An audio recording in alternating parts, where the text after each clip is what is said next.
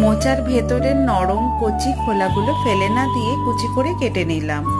নুন হলুদ দিয়ে সেদ্ধ করে নিলাম। নুন আর কালো জিরে দিয়ে বেসন গুলে নিলাম। পেঁয়াজ আর লঙ্কা কুচি করে কেটে নিলাম। কুচি করে কেটে রাখা পেঁয়াজ একটু নুন মাখিয়ে জল ঝরিয়ে বেসনের সঙ্গে মেশালাম।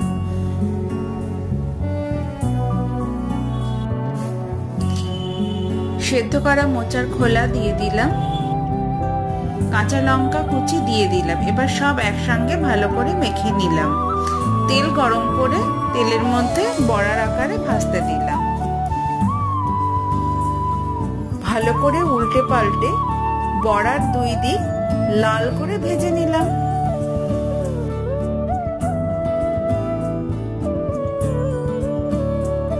মোচার খোলার পেঁয়াজি বা পকোড়া তৈরি।